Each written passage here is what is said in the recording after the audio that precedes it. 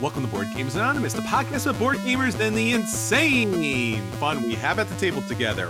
This is episode 254, BGA Year in Review and Games that we resolved to finally play. We'd like to thank our brand new Patreon backer, Richard Ng, for helping us bring you a brand new episode. Happy New Year, everyone. This is Chris. And this is Anthony. We are so glad to have you join us here in the new year, 2020. We did it. We made it. Glad to be with you. It's a new decade. It's a new year. I'm going to change 2 numbers in what I'm writing. I look forward to misdating all my checks for the next 6 months. It's great. That's always the mark of the new year when you're like, what year is it again? It's going to take a month or two to actually catch up with that. Oh, yeah. Although 2020 is cool, so maybe I'll remember it because it's just kind of fun to write it. 2020. Although now every advertisement that you're going to see now to the end of the year is going to be 2020 related. Yeah, probably. Yeah. It's like, are you thinking about your car insurance with 2020 vision? That doesn't even make any sense, guys. I didn't even make that one up. I heard that this morning. It's so bad. Well, before we look forward to 2020, we're going to take a look back at 2019 and the year in review, and especially the games that we really anticipated about this time last year in early January. So we're going to go take a look back and see how those early desires, early predictions, early acquisition disorders, and how all of those things came true, what actually proven to be a fantastic game, which games didn't make the mark, and which games still haven't gotten played yet. So we have that for you in our feature review, as well as our each and every year games that we firmly, absolutely, positively resolve to finally play in the new year. Yeah, and we'll do it. We'll do it. You know we'll do it. We're not going to. Because we never talk about it the next year, so you know we did it, obviously. Only the Patreon backers know if we have or haven't. Yeah, right. If you want to know for sure whether we played last year's resolutions, you got to back on Patreon. I'm sorry. It's a secret otherwise. The deep, dark secrets of BGA are behind patreon.com/BGA. So if you'd like to support us in the upcoming new year and find out all our deep and dark secrets of board gaming, be sure to join us there. So you'll get our Slack account where we talk about all of those things that we hope to do, promise to do, will do, and every once in a while do at the table. And then, of course, our Patreon-backed episodes, we just posted 2 at the end of this year, one for Thanksgiving and one for the Christmas holiday. We hope that you enjoyed those episodes. If you haven't listened to them, definitely jump back. They're really fun. We do some extra special episodes on there, including a look back at the earlier podcast episodes and see if we still play those games, like those games.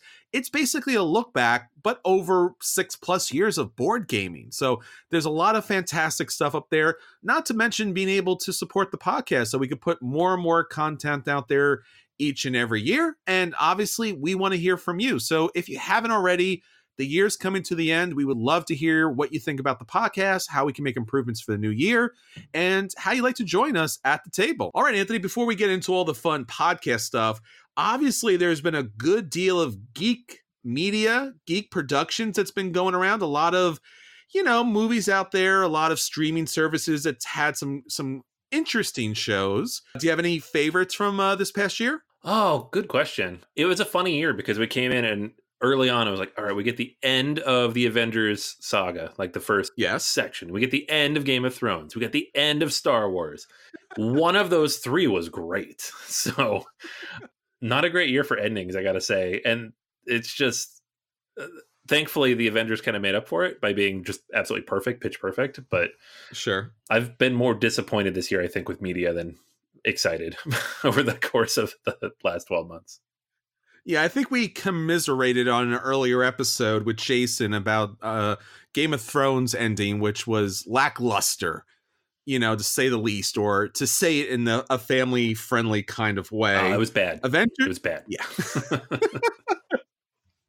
It's funny how, because I've listened to or watched so much Game of Thrones content, every once in a while, there's always these suggestions, and the suggestions are, based typically around the last season or the last episode. They're like, hey, maybe you'd like to watch this video on 659 different ways that the last episode of Game of Thrones was horrible. And I'm like, can't do it, man. I can't. No. I already know it's horrible. I don't need more reasons why it's horrible. It's fine.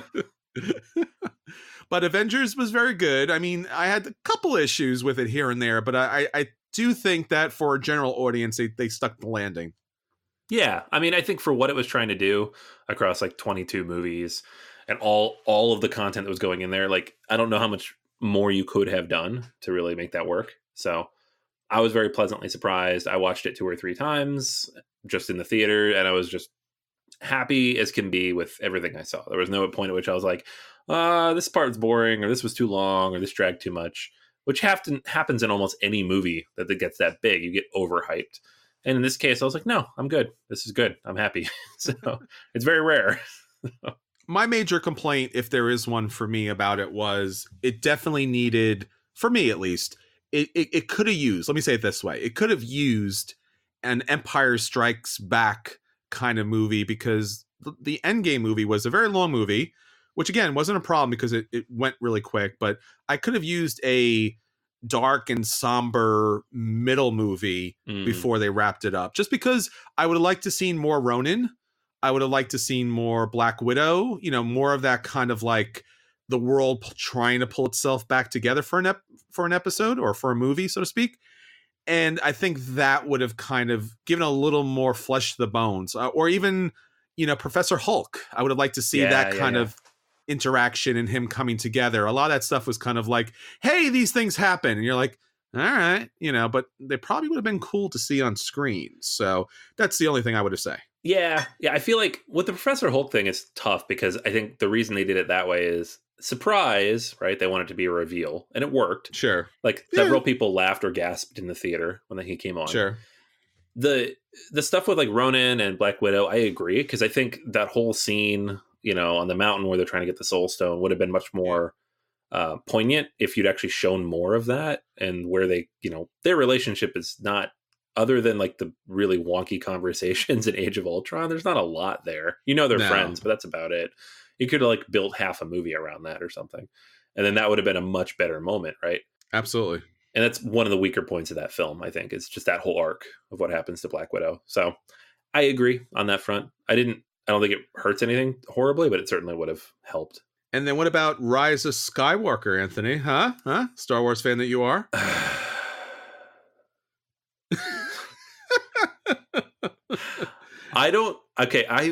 I've been disappointed with exactly one Star Wars movie in my life. One. Oh my God. Just one? Just one. I am a huge Star Wars fan. It's hard to disappoint me. There's ones where I'm like mildly apathetic. There's ones where I'm clearly in denial.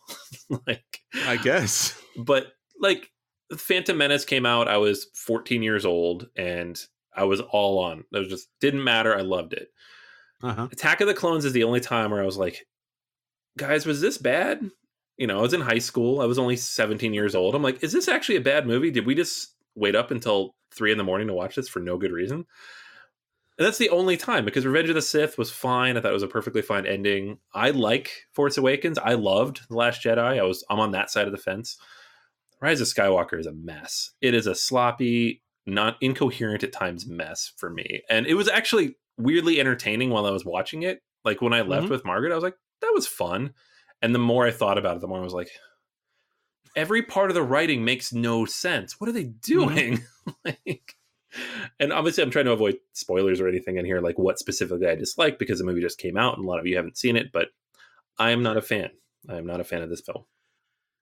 The original trilogy is not flawless. It has its problems, especially with Return of the Jedi. Star Wars, as it was originally named and titled, and Empire Strikes Back, again, as it was originally titled, I think are as best as you could do as far as like sci-fi fantasy is concerned. Yeah. Return of the Jedi is fine, but problematic in chunks. The middle of the movie is unnecessary. Like, that's the best way to put it. The whole middle of the movie is just not needed. The beginning is amazing. The end is amazing. The middle hour is just, why is this here? Sure. Well, look, there's a lot of, this would be several podcasts, and we could do this one day for sure. All right, so that is everything. Yeah, there's at least board games. Star Wars related that we covered. So we got through that stuff. But let's get on to the reason for the season. It is board games. So, Anthony, what's our question of the week?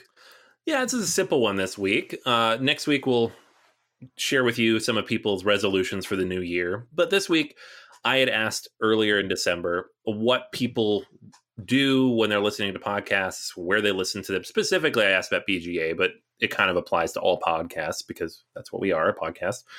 And part of this was we just kind of wanted to know. And the reason I want to throw this out there is to thank everybody who responded, because these types of questions and your answers kind of help us out. It's useful for us to know that most of you are driving when you're listening to the podcast, like the state of mind people are in, how long that they're in the car.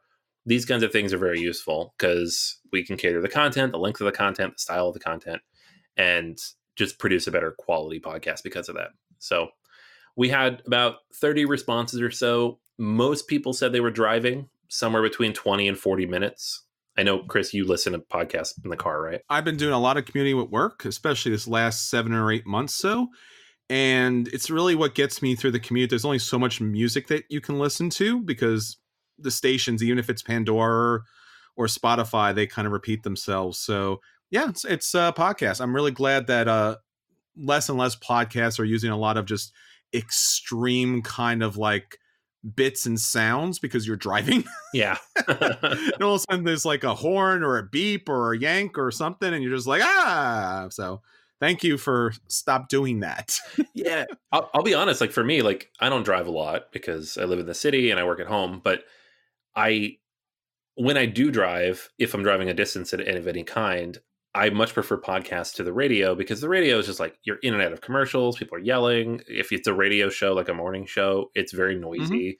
Mm-hmm. And I know there's a reason behind that and people like that. But for me, it just adds anxiety to the drive and I don't want it. So podcasts for me are a nice, calm, interesting, engaging way to get where I'm going. A few people did mention other stuff too, though. We had some people mention that when they're working around the house, specifically cooking at the end of the day, which is absolutely when I listen to podcasts as well. My most common times to listen to podcasts are when I'm walking around, which I guess is the same as driving, because for me, that's my commute, and cooking or cleaning, because I'm doing something mindless and it's just nice to have something going on in the background. Most people mention that. A few people apparently are able to listen at work. So different types of jobs, if you're just sitting in like a security booth or waiting for customer calls or whatever it might be, that certainly makes sense. But for the most part, I'd say 80% of these is people commuting to and from work. So it's good to know that you guys are listening to us on the way to work. Hopefully you have a good day today. And if you're coming home, congratulations, you survived. I actually listen to a lot of podcasts when I'm weight training at the gym. Usually the elliptical machine or the treadmill, I want music, I want something fast. But when I'm weight training, I really need to slow it down and more contemplate. And podcasts work really well for that. So if you haven't tried it yet, podcasts are great, keeps you focused, keeps you on the mark. It's quiet enough that you can kind of hear yourself and focus on your movement. Sometimes music just makes you move too fast or too slow, and you really have to keep a consistent pace when you're lifting weights. So just a general conversation kind of tone usually works really good for that too. Yeah, that makes perfect sense. All right, so that's everything that our listeners are having to say. If you'd like to join in with us on the brand new year, you know about social media. I don't have to tell you about Facebook, BoardGamersAnonymous.com, Twitter. We have a YouTube channel. I know a lot of you who listen to the podcast at work typically listen on YouTube. So if you are on YouTube, which I'm guaranteeing pretty much everyone is, please subscribe to us on YouTube. And if you don't listen there, we'd love to have you there because Anthony from time to time puts videos up there and we might want to put more content up there. So if we get more subscribers, more content will follow. All right, Anthony, so that's what's going on with our listeners and that's what's going on with our social media. Let's get on to the games that we want to get to the table. Let's talk about our acquisition disorders. All right, first up for me is The Crew, The Quest for Planet 9. This is a trick-taking game. I know. It's okay. I'm okay. What? You? No, Huh?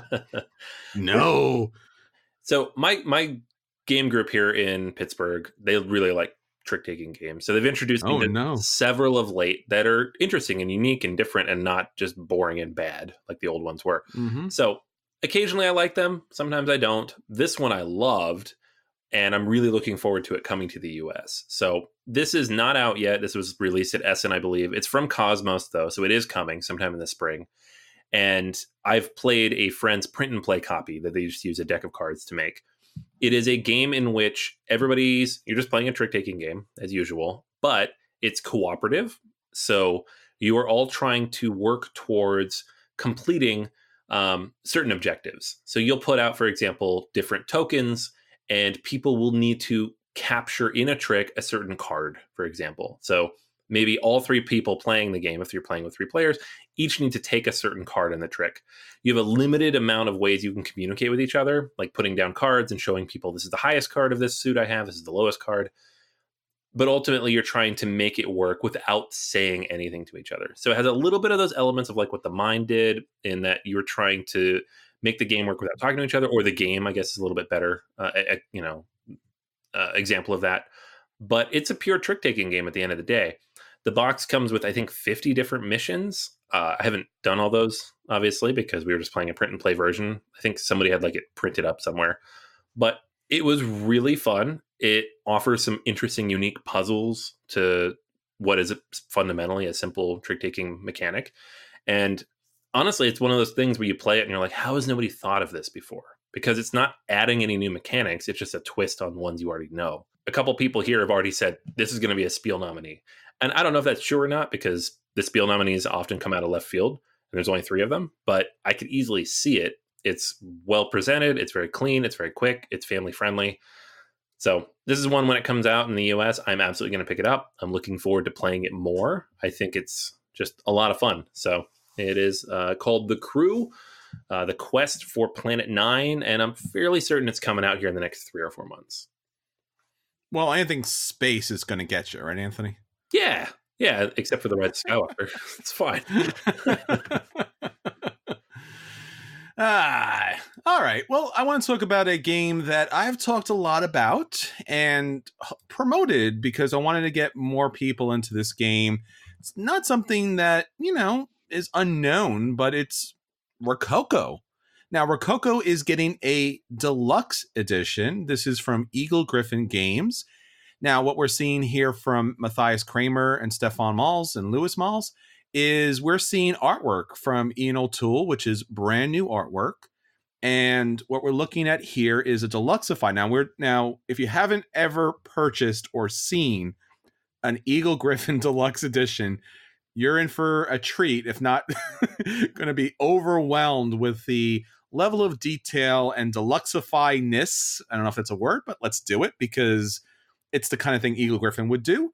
So what we're looking at here is Rococo, which is basically about that period in history of opulence with these beautiful dresses and suit coats and decorations and fireworks. It was this wondrous time of all this excess. And it's a very, very fun game with a really interesting deck building mechanic where you're picking up cards, but as you pick up cards, you have to play all the cards in the deck. So you are deciding what you're going to be doing with the cards throughout. So you're going to be getting materials and then making things and being able to produce money and such. Your typical Euro game. But here, most of the times you're making dresses, so to speak. So what the Deluxified version is going to bring is its previous released Jewellery Box expansion, which has since gone out of print and is nearly impossible to find. If you do find a copy, let me know. The Festival Dress expansion and the Fancy Dress promo, as well as a new Madame du Barry solo mode expansion, which is brand new here. And there's going to be some changes in the base game, so they've made some corrections and made some updates, so maybe Anthony will like it a lot more. Along with that, they're going to get some premium components, including custom polyresin lace and thread tokens, gold foil heat stamped tokens, wooden player markers, and velveteen bags for garments, silk, and jewelry tokens. And of course, upgraded punch boards for all the garment, silk, and coins that come with the game. I'm kind of surprised this actually is not coming with metal coins, as if everything in life now comes with metal coins. I think if you go to a fast food restaurant, somehow you're getting metal coins. So, everything comes with metal coins these days. So this is not a Kickstarter, but it is a pre-order. So the pre-order will be up in, I think it's January 22nd or so. Mm-hmm. So this will not be a sellout type of situation, but it will be a pre-order situation. You can follow them on Facebook. They're, giving updates. Nothing new as far as content or material is, or pictures are concerned. But there is the cover, and it's really fantastic. I mean, Eagle Gryphon does a great, great job with their deluxe components. And the artwork for Ian O'Toole here just looks fantastic. I already own Rococo. I don't own the Jewellery Box expansion, and I've been searching for it for several months now. I'm probably going to back this. It would be very hard for me not to back this because Rococo is a great game. And if you are not into this opulent period or into making dresses or fireworks or, lavish structures or decorations, do not worry about it. Heavy, really great mechanics. Definitely something to look out for. That is Rococo, the Deluxe Edition. How much do you think it's going to cost? Yeah, that's always the question. They're skipping Kickstarter too, so it's going to be more. So what's your over-under on this one?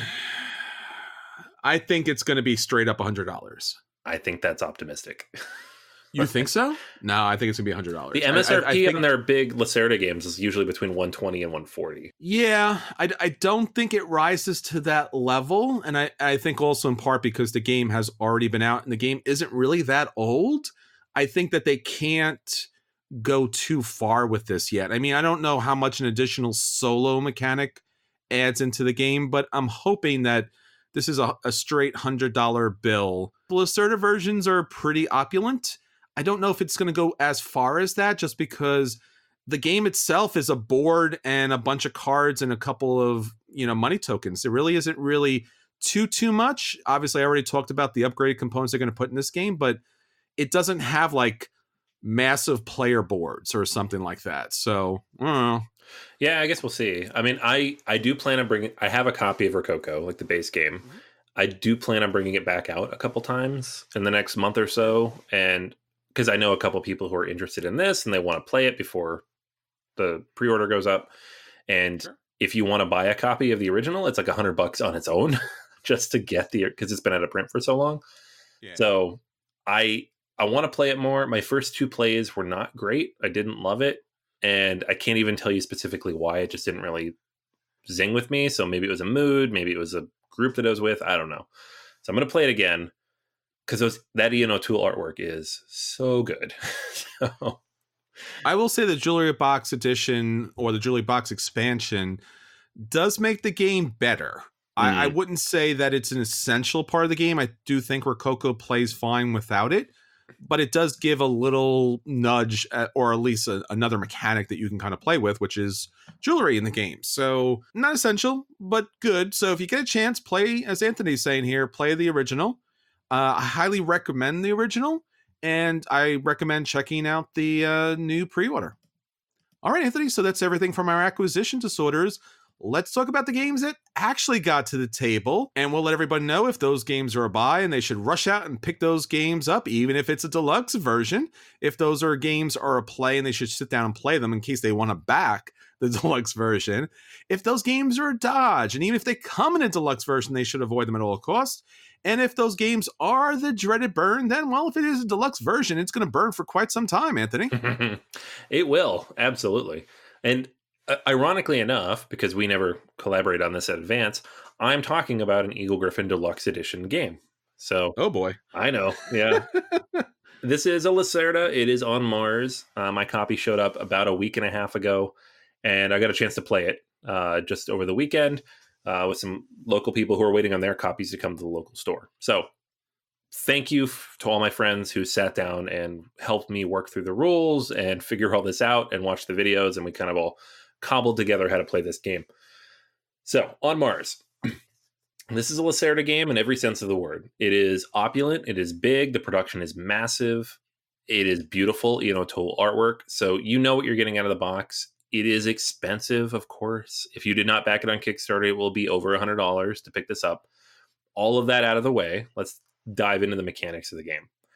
In this game, you are trying to not only generally terraform, but also colonize and build up your presence on Mars. So the board is split into two halves. You have the orbit side, where you'll get things like blueprints and technologies that will help you do that. And then you have the colony side, where you will actually build things and help produce life support systems that will grow the colony on Mars. So the game is in no way cooperative, except thematically. It's in everybody's best interest for everything to move in the same direction.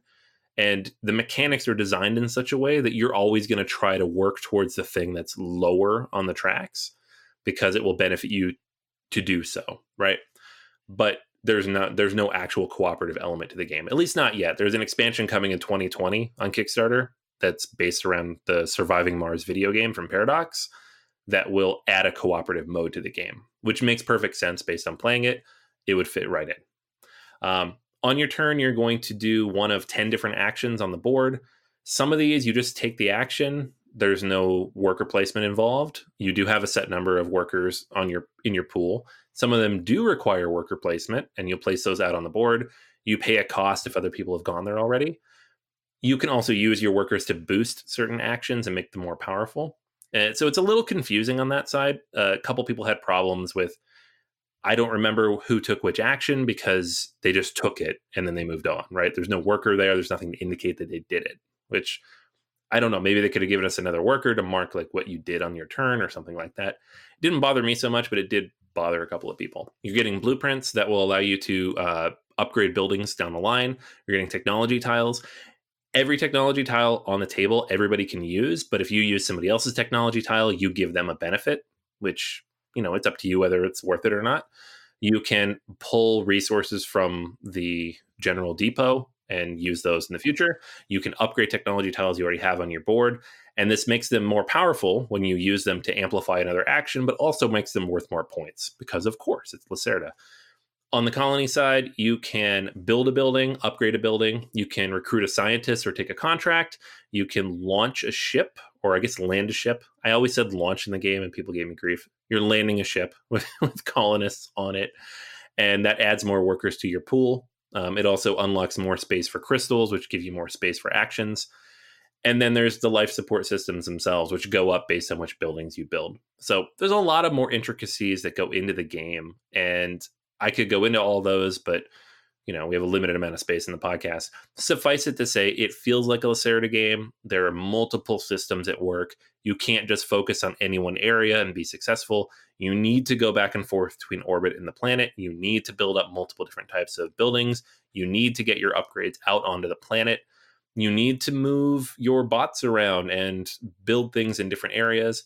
You don't, however, need to move your rover, apparently, because I didn't move mine the entire game and I won. So I don't think that's necessary, but it is more fun, as I was told by other people. The game ends in one of two ways. There are 3 different mission cards out there, and each of them corresponds to a different action that people take. So, like, take a blueprint, build an upgrade. Anytime somebody does that, they get a bonus and it ticks down. When all 3 are completed, the game will end after the next round. However, the colony level also increases as people build different things. And if it gets to a high enough level, you need fewer missions to win, or end the game, I should say. So if you get up to colony level 3, you only need 2 missions. Colony level 4, you only need 1. If you get all the way up to colony level 5, you don't need any more missions. The game just ends immediately. So it's a variable length game, but it's always visible to everybody how much more is left, which I appreciate, because some variable length games, you never know. The game will just end when it feels like it. I really enjoy this a lot, despite some rules hiccups we had in between. It feels like a Lacerda game. It flows really smoothly. I love the idea of flipping back and forth between the colony and orbit and trying to manipulate where you land on the turn order track and getting those bonuses. It was just a lot of fun, and I really, really look forward to playing this one more. So I will be, transparent here. I did back this on Kickstarter, so I've invested in it to a certain degree, but I'm happy I did. For me, it's a buy.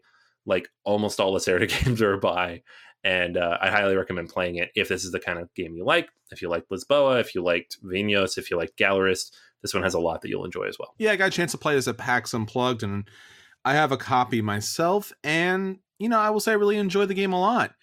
I haven't had the number of plays that I really need to get into in order to give it a full review, so that will be coming in the near future. Obviously, I love Mars. Obviously, I love Lacerda's games. The productions, as you mentioned, is fantastic. And it is a rather challenging game, but it does, again, somewhat thematically play out. I mean, we haven't terraformed Mars yet, but it seems to kind of make sense. I really enjoy the mechanic where the shuttle's going back and forth to and from the planet. So you have to do as much as you can and jump on the shuttle so that you don't miss out on some additional bonuses. But it does play very much like a Lacerda. So it's a high play for me, maybe a buy yet, but I won't know until I get enough, plays at the table. All right, so on my end, the game that I got to the table this week was Lockup, a role-player tale.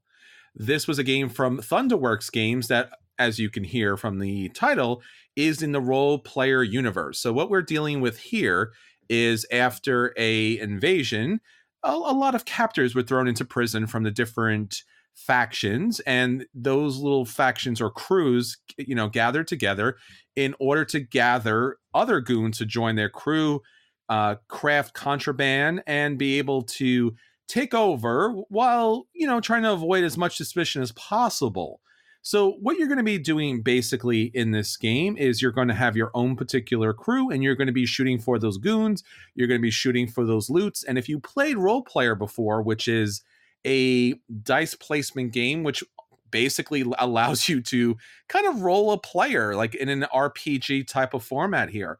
So you see a lot of the same type of characters here, a lot of obviously the same artwork here, and somewhat, a good feel of if you've played Role Player, then you would like a lot of the content here. So at the start of the game, you have your crew. The crew has different numbers that will give you an idea of what strength that they have throughout the game. One of the characters is kind of the lookout, so that character is going to help you avoid suspicion. So if there is a particular area where there's a suspicion cube, you definitely want to send a lookout down there. You'll also have one of your crew members that will be based upon how much power you have on your particular board. And the rest of the crew has, a certain set number. So 2, 3, 4, 5. And what you're doing is you're going to be allowed to place 2 of your henchmen, so to speak, face down. The rest of them will be face up, and you are placing them throughout the board. So you have the sewers, the infirmary, a lot of the different places that make up this kind of prison system, the exercise room, the cell block, the library, and such. So you'll play your characters either face down or face up, showing their numbers, showing their strength, and you're going to pick up cubes or resources or scrap from those different areas in order to be able to, I guess, be able to craft certain kind of weapons and materials that you need throughout the game, and also to be able to bribe goons to join you. So you place your token out, the next player, the next player, the next player. You kind of get a sense of what they have in certain areas if you're in the lead. And each of those areas has a different kind of win condition. Typically, whoever has the most or the highest strength in that particular area, as far as an area control mechanic is concerned, they will be able to get the most materials from that area, or make the best purchases, or make the first purchase that they can make. And that's pretty much it. The game is rather quick. It only takes about 6 rounds to play. And with the exception of the exercise room, which determines first player, which really throws things off as far as tiebreakers are concerned, because whoever's ahead in the tiebreaker situation, whoever's ahead in the turn situation is going to get the tiebreaker there. So that's going to throw things off a little bit. But beyond that, it's a pretty straightforward game of trying to get as many cubes as you possibly can to turn in to get the right goons that are going to get a set collection mechanic, and also to be able to craft certain weapons that are going to score you victory points in the game. There are bonuses, and the bonuses are variable, though 3 of them will come out on each game, and that will tell you which items or which goons or which situations will score points. There are also library cards in the game that are going to give you special abilities, but basically that's pretty much it. You got your gang together, you place them out on the board. If you're the highest, you will get the most resources, or if you're first, you'll get to purchase first, whether it's a goon or it's an item. And at the end of the game, whoever has the most victory points wins. It's a play for me. It's a nice little game. I remember seeing this way back on Kickstarter. I do enjoy role player as a game, and this is kind of like a little, I would say I wouldn't say a gateway game, so to speak, but it does kind of fit into that kind of area. It's a little lighter than role player is concerned. So yeah, I give this a recommendation. I have a copy sitting here. I've been meaning to play for a very long time, and it looks very interesting. I want to play this game. Just the unique mechanic, like the hidden information and everything else, sounds really cool. Yeah. It's just one of those, like, it's a medium weight game.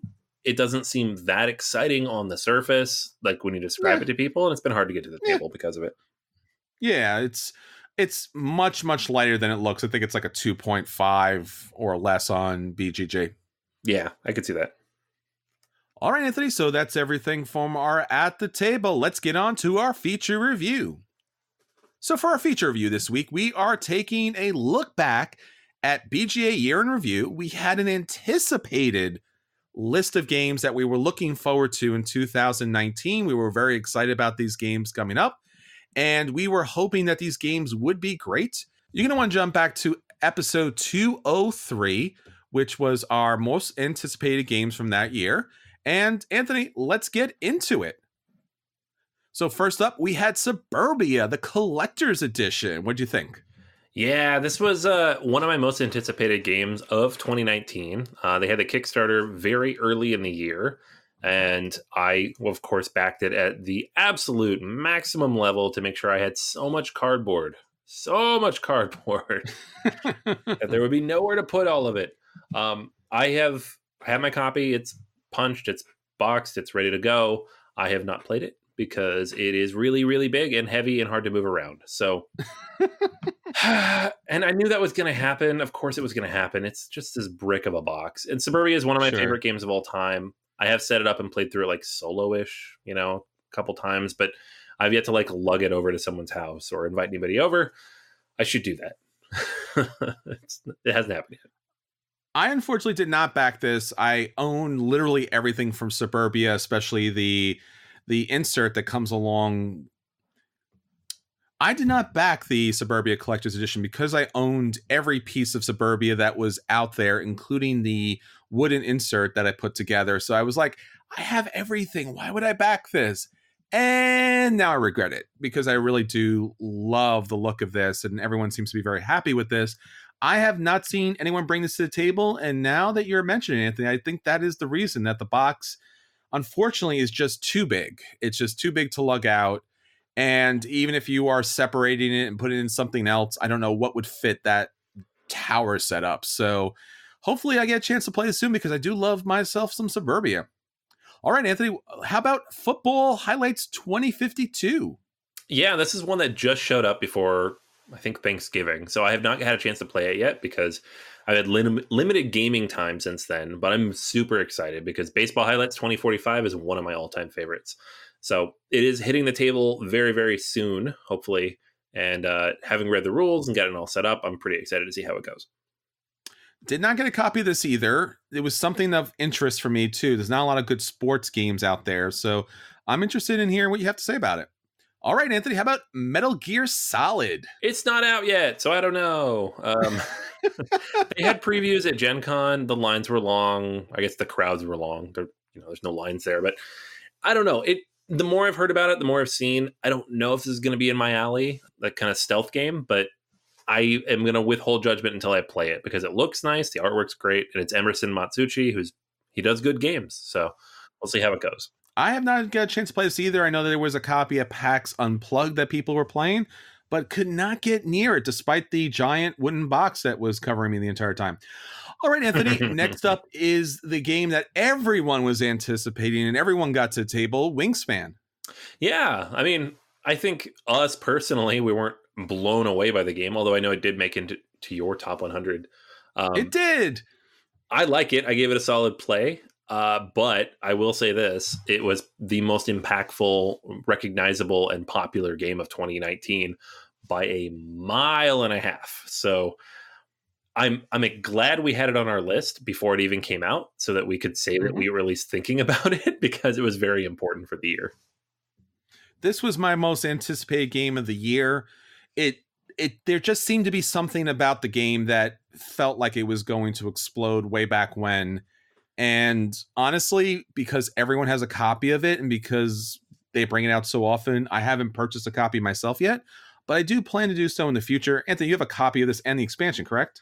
I do, yeah. And I still enjoy it, and I bring it out fairly frequently. I've played this more than you'd expect for like the rating I gave it. It's just one of those games, it almost like Gugong, I reviewed early in the year, and it was a play, but it wasn't amazing. But I've now played it like 15 times. Wingspan fits in that category. It's solid. It's easy to teach. New players, old players, heavy players, whatever. Everybody's fine with it. And it's kind of that middle of the road game. Yeah, for me, Wingspan's a buy. It reminds me of a Christopher Nolan movie where it has large plot holes or problems with it, but the gameplay is so good and so smooth that it does not bother me at all. All right, Anthony, how about Century, the New World, the third in their collection and their final and their wrap-up and their giant conglomerate of games that all ties together somehow? I really liked this a lot, actually. I picked this up at Gen Con because I did not go to Origins. And it is a worker placement game with the Century formula mixed in. And I think it works really well. I don't like it quite as much as Eastern Wonders. So for me right now, the rankings are Eastern Wonders, The New World, and then Spice Road. But I own all three. I have the mats for all three. I would give the first two of those a buy and maybe Spice Road a play. But honestly, at this point, the whole trilogy is a lot of fun for me. So I'm glad I got a chance to play it. I'm glad he closed out really strong on this. And it's a cool project. It's just cool to have it. Yeah, I think so too. Emerson Matsuuchi just knocked this out of the park for me. You know, it's a good family or gateway game. It's probably a better gateway game, so to speak, in the fact that all three games tie into each other. Or you can kind of do 1 and 2 or 1 and 3 or 2 and 3 and such. I mean, I've been waiting for this type of situation as long as I've been gaming. It just makes so much sense. I don't think any one of the games really stands out for me than the others, although I do have the Gollum edition for the first game that came out, and I know the Gollum edition is coming out for the second game that came out, although they keep saying that it will not come out for the third one. Yeah, they said the same thing. They said the same thing about the second one, and it came out. So I've been lobbying for complete Gollum editions throughout the way. I know that was part of their original plan, and I'm glad that I own this, and I will eventually pick out all three of them as long as they're Gollum based. All right, Anthony, so let's talk about something that I know is near and dear to your heart and a massive, massive Kickstarter, Batman. Man, this game has just been sitting here mocking me since June. It's one of the worst rule books that I've encountered in recent years. It is dozens of pages long. It's mildly incoherent at times. This game is ridiculously difficult to learn. So I have not learned this game yet, and I have not played this game yet. But it's so pretty. I don't know. Like, it's all the Batman miniatures. It's great. Yeah, this suffers from, I don't know, Kickstarter-itis, which I'm going to make up and trademark for the moment. Yeah, I mean, it's just the fact that they could do it, but no one asked if they should do it. And I think that's the real problem here, that there's just so many characters and so many interchangeable pieces to the game that it's not so much a game as just things. All I wanted was Conan with Batman characters. That's all I wanted. I know. And that's not what they gave me. They just gave me like Conan plus 30 more mechanics and every Batman character ever created. I'm like, this is it's a lot. Yeah. Yeah. All right, let's talk about the complete opposite here then. Let's talk about Gandhi, the decolonization of British India, 1917 to 1947. Seems like that's a situation Batman could have solved much earlier. Oh yeah, 100%. You know, a couple of batarangs, and that would have ended in like 6 months. Yeah, he would just single-handedly tear down the British Empire. It would have been great. This game finally shipped, which is amazing because this game was on my most anticipated for 2 years in a row. As a P500 from like 2016. I finally got the copy. I've learned it. I have run through it a couple times solo. It seems amazing. I have yet to get a group together to really make it happen because it's very specific. It is a coin game, so it needs a certain number of people. They need to know their factions. It's like a Root on steroids, but I'm really excited to get it out and play it. It seems really solid. Yeah, I have not seen nor played this. I know that you were really anticipating this, so hopefully one of these days I will get to the table. All right, Anthony, a game that I'm sure you as well as many of our listeners out there really anticipated and was really excited for, Food Chain Magnet, the catch-up mechanism, and other stuff. Sounds like I made that title up. It does. It seems like they woke up one day and they're like, hey, we're making an expansion. What should we call it? I don't know. Catch-up mechanism, maybe some other stuff. We didn't even know what this would have when we did this episode. They hadn't even put up for pre-order yet. We just knew it existed. It is now shipping as of last week, and I've had a chance to look through some of the modules in a friend's copy.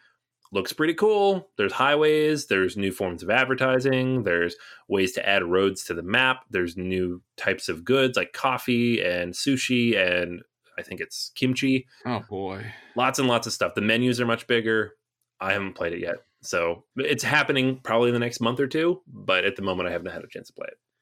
Everyone in my game group is very excited about this. I'm a little horrified about this because Food Chain Magnet does take an immense amount of time, and it is a heavy Euro game, and you can screw other players massively to the point where they just want to walk away and cry or flip the table. So the idea that the game could be longer and have more mechanics, it does frighten me a little bit. I will admit this. All right, Anthony, how about a game that we just talked about mere minutes ago, On Mars? It's amazing. Rewind about 15 minutes and listen to a review. Yeah, I'll go along with that. Yeah. How about Escape Plan from Lacerda? Not as good as On Mars, but still pretty good. This is probably my least favorite Lacerda game, but that doesn't really mean much because all of his games are biased for me. This one was like a strong play. Mm-hmm. It also happens to be, I think, the most expensive game they've produced of his, which is silly to me because it's the lightest and simplest and least overall interesting. So it's a hard recommendation, but owning it already, having played it, I do like it. I do like it a lot too, but as you mentioned, the price was way too high for the complexity of the game. I think that's the trick, so to speak. Speaking of tricks, segue. Yeah. Trickarion, the Super Deluxe version, depending on which version you back, but at the very least, the expansion, the Academy. Yeah, no, I have the collector's edition. I backed this, and the box is not quite as big as Suburbia, but pretty close. So also hard to lug around. I have not played like the big mega version yet, but I did play with you last spring, I think in May, and I loved it. It jumped into my top 100 because it was so good. So I'm really excited to get to play all the content in it when I get a chance to like nail people down for a few hours. But just my one play with you and then run through of it solo, I really enjoyed it. I've played the base game a lot, and I played the Dark Alley expansion a lot. I think the Dark Alley expansion is essential to the game. Don't bother playing it without the Dark Alley expansion, because it's specifically when you play the programming element, where you play the cards that tell everybody what, and especially you, what you're going to be doing. Having the extra bonus ability is fantastic. It's a worker placement game, which doesn't seem crazy different or anything. Production's super high, but the fact that your workers do different things really is what sets the game apart. I've been dragging this around with me since I got it. It's been in my car forever, but it is a crazy table hog. Yeah. So we're going to have to wait a little bit, unfortunately, until we're able to get a full review at the table, just because there is a lot of content on this. And you do need a special situation like a Suburbia mega box situation where you can get this to the table. All right, Anthony, how about Call to Adventure? You backed this, right? I did. I've yet to play it. I know you had a chance to play it though, right? Yeah, I mean the artwork is great. And the artwork. And moving on. I will say this though. I did get the expansion, the Name of the Wind expansion. And this is the reason I went in on this, is because of the idea that you could take stuff from like fantasy book series that I've read and loved and put it into the system. So whether the game's amazing or not, the fact that I can get content from books I've read and authors I like, it still has me on board. I need to play it obviously, but I'm still optimistic despite everything I've heard. It certainly is a game that would be good for people, as you mentioned, that specific population who are looking for a light gateway game. So it fits the role as far as that's concerned. So how about Tybor the Builder? I have not heard nor have I seen this anywhere. Yeah, I was really excited about this because it was kind of in the same weight and style of like Oh My Goods, but even with a copy and multiple times having tried to get it to the table, and the fact that it's an Alexander Pfister game, working with Dennis Rappel, I have not played it yet. So I really fell off hard on Alexander Pfister this year. Like a lot of his games just like let me down, and this one kind of fell by the wayside because of that. Yeah, there was just a game that I was hoping to get to the table or see, but I don't know anyone who picked this up. I didn't see any advertisement or promotion or reviews or anything for this. And it was rather disappointing because this was supposed to be the game, so to speak. Well, a game that was the game back in the day and did have a resurgent or a reprint, so to speak, is Snowdonia. Yeah, I was really excited for this. And then I got it and I opened it and I punched it and I got all the cards out and I started sleeving them. And I realized like 100 of them have errata. So this game had a ton of printing issues, and that involved printing out literal corrections from my printer and sliding them into sleeves with all the cards, which took way too long, and I have therefore not played the game. The game has 1,200 cards, so God help you, man. It's a lot. You sleeved 1,200 cards? I did not. I only sleeved the base cards. Like I was gonna sleeve them all, and I realized how much it was gonna take, and I was like, I'll just do the base content and get that played with the errata on it. And it just, by the time I got that all done and figured out, I was just like, I'm done with this. So I don't really want to play it. Like it seems like a good game, but the production issues like pushed me off of it. Yeah, I remember seeing this and everyone was raving about the game and that it was coming back and it was being reprinted. And I hate to be that guy, but you got to give me some new artwork. You got to streamline the graphic design. I mean, look what Brass, look at the new version of Brass. Look what it did for Brass, the original Brass, so to speak. And I did not see that here, and I passed on it. So I guess I'm glad I did. Anthony, Sorcerer. I've not played this. Well, that's not true. I actually played a demo of this at Origins, the year that you left a little early, and actually rather enjoyed the demo. It's kind of smash-uppy, in which you build a deck from multiple different materials. Like you have like a different faction and different abilities and all the stuff. You smash them together, you build a deck, you play against each other. But I haven't played it much since it came out, if at all. But I have several friends at the local store here who swear by it, some of whom say it's their favorite game of the year. So I need one of them to bring it out and we will play it again and they will teach me and I will tell you if that's true or not. But obviously I didn't make it onto my top 10 list for the year because I didn't really have a chance to play it much. Yeah, I haven't seen this at all. So hopefully this gets to the table soon. All right, a game that I did get to the table was Paladins of the West Kingdom. You played this, right? Yeah, it's the best in that series of games. I liked it a lot more than Architects because Architects, that game fell off fast. Like I played it 2 times. The first time I was like, wow, this is really clever. The second time I'm like, okay, I get it. And then the third time I was bored. So Paladins is better than that. I don't know if it's quite to the buy level yet, but it was a good game. Yes, it's the best in the series that includes Colonia, which is weird because I know it's not the same designer, but it has the same artwork and it has somewhat of the same feel to the game. Architects I played a ton just because it was so quick to play, and each and every time it was like, this is all right, but it was never really anything that I wanted to come back to. But Paladins of the West Kingdom was a really solid version of Architects, so it did get a little more game time than Architects, even though it was a little bit heavier. Anthony, what about Age of Steam Deluxe? I ended up backing out of backing this. I have a friend who did back it and still looking forward to playing it. I know it did have a lot of production issues, though, so several people who did back this on Kickstarter seem to be unhappy with like the actual physical version of the game. Looks really pretty, though. It's Ian O'Toole doing a train game, which is always good. Yeah, I agree. Have not seen this. Hope to see this one day, but I don't know. Kickstarter's had some problems this year. Speaking about Kickstarter having some problems, segue. Barrage. Remember Barrage? Remember that was a thing? Remember? This was such a nightmare. Yeah. So I backed it and then I played it. after I backed it. Didn't love what I played, but then it showed up and I was like, oh, I should play it. And all of my little wheels were bent. Some of the pieces were bent. Some of the other stuff was warped. This giant box, all this foam core stuff. It was a mess. The whole production was a mess. The distribution was a mess. I have now since fixed several of those issues, so I could play it if I wanted to, but I have not done that because similar to Snowdonia, once I got to a certain point, I was just like, I don't feel like dealing with this anymore. So I've yet to play the game. I played this a bunch. I played this at PAX Unplugged when you were there and played it since.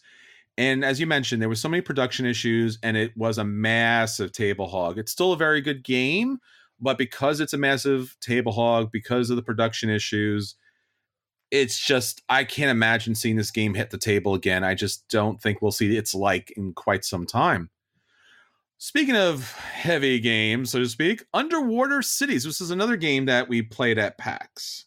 Yeah, and it is now one of my top 10 games of all time. This game's awesome. Waiting for the expansion next month.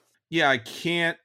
We walked out from last PAX with some really great games. Underwater Cities was something that we were all looking at. There was no teachers available or understood what the game was. So it was a little bit of a slog going through, but it felt from the very beginning to the very end as a streamlined, solid game, a competitor, if not a replacement game in some respects to Terraforming Mars. I know that's sacrilege, but let me move forward.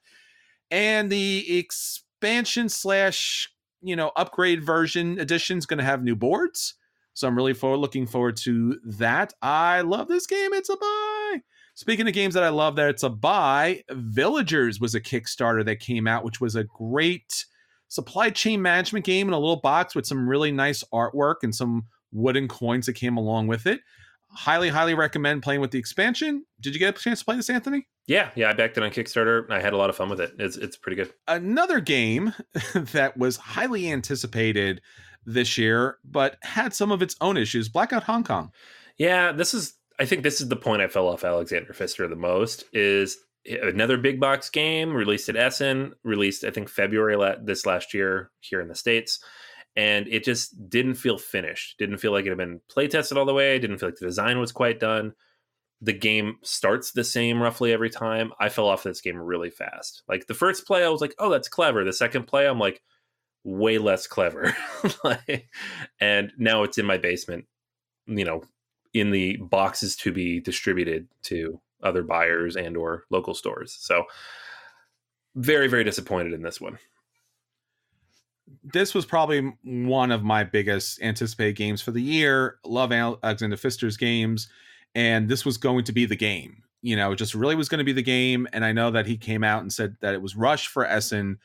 It shows that from the rule books. It shows that from its problems. Played it multiple times from multiple people. And every once in a while, it was like, hey, we missed a rule here. We missed a rule there. But again, like the gameplay so much that we played it so many times that I must have played dozens of variants of the game. And I'm sure most of those variants were still fine, or there was some solid plays in between, but the production issues and the rule books and everything else. I think you could pick this up on, clearance sale for like $15 in multiple places.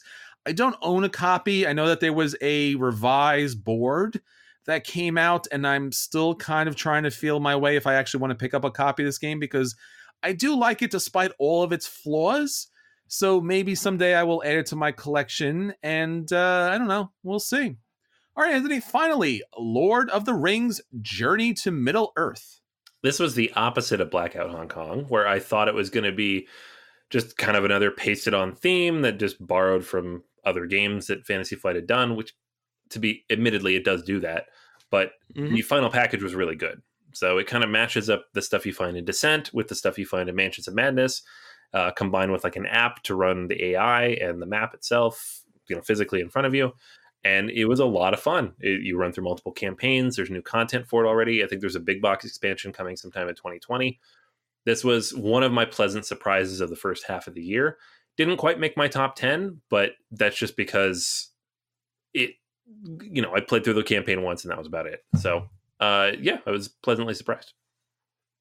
All right, so that's our year in review. Hopefully some of those games actually got to your table as well. Hopefully you enjoyed them. And as I said, take a look back at our previous episodes so you could see more in detail about our reviews about those games and how much we like them. And stay tuned for the upcoming year. As Anthony mentioned, a lot of these games are still in the mail or are still en route to the table, so to speak. So we will hopefully get these games to the table, let you know how great they are or aren't, and whether you should buy them, pass on them, or just kind of avoid them at all cost. All right, I think before we wrap up this episode into the new year, 2020, let's talk about some of our resolutions and plans. Yeah, this is always a fun thing, if only because we never succeed, and we can look back later and not talk about it. So we talked about 10 by 10s like 3 weeks ago. I think it was the question of the week. And I think you mentioned that the best way to do that would be as a group, right? Like, yes, not individually, but like a group. And my friend Michael, who listens to the podcast, he heard that and he's like, hey, we should do that. So now we're doing that. So we do have a 10 by 10 set up, and we did this like elaborate process where we each nominated several games, and then we voted on them, and we have a final list of 10 that I think most of us are pretty happy with. And I feel like it should be feasible to get it done. So we'll see how it goes. I will check in with y'all throughout the year, if not at the very end of the year, to tell you how it went. I also set up like a personal list of just things that have been on my shelves forever that I want to get through.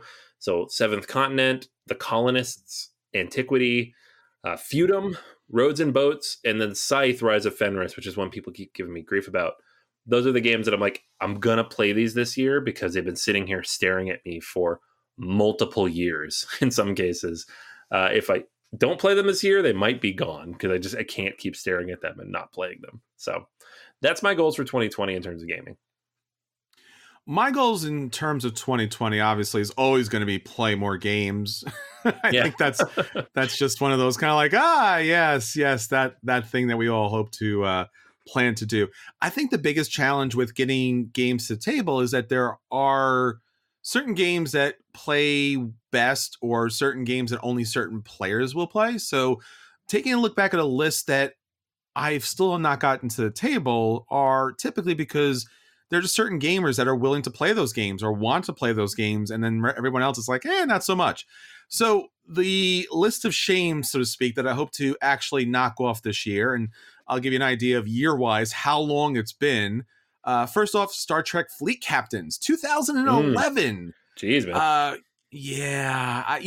Our friend Chris, who's been on the podcast, he was really excited. We were getting this game to the table, and he's in the Coast Guard. He got shipped off to Alaska and now is in DC, and still have not seen him for several years. He was the only person willing to, go beyond, so to speak. And that has not happened. Democker. Now that came out in 1986. I've had it only the last couple of years. I think if you jump back a couple of episodes, you'll hear my conversation about this. I know that they are going to, or they obviously do, at least at this point, have a reprint of this. So maybe this game will get to the table. It's a very old game, so to speak, 1986, so to speak. And it's super heavy and super long. And I was hoping to get it done at PAX Unplugged, but there was no teacher. And when I asked for a teacher, they were like, seriously, man, come on, just read the rules. And I was like, I'm not going to read the rules. So did not get that to the table, despite it being at PAX Unplugged. Yeah. And another game that I want to get to the table, but it suffers from the same problem that the Suburbia Collector's Edition suffers from, and that's Tokaido's Collector's Edition. This was a Kickstarter that I backed way back in 2015. I punched it, so to speak. It was mostly all punched. It had pre-painted figures that you could play with in the game, and all the expansions in the game. It's a very large square box, so it doesn't fit really anywhere in particular, and the box itself is pure white, and everything inside is basically pure white. And I know if I bring it to one game night, it will no longer be pure white. So I need to bring people to my house to play Tokaido's Collector's Edition. And it still looks fantastic. I played the base game and some of the expansions to death, and it's still a great game. But if and when I ever get to the table, maybe this year, maybe possibly, it could happen at this point. But I think that just in general, trying to find the right gamers, trying to find the right space for the right game is always the biggest challenging to board gaming, so to speak. And hopefully the next year we'll come up with new gamers and new games to be able to get to the table. So I'm going to say those are my top 3 games of shame that I hope to get to the table for the upcoming 2020 year. All good games. I can see those. All right, so that's everything for 2019. Until 2020, this is Chris. And this is Anthony. And we'll save you a seat in the new year.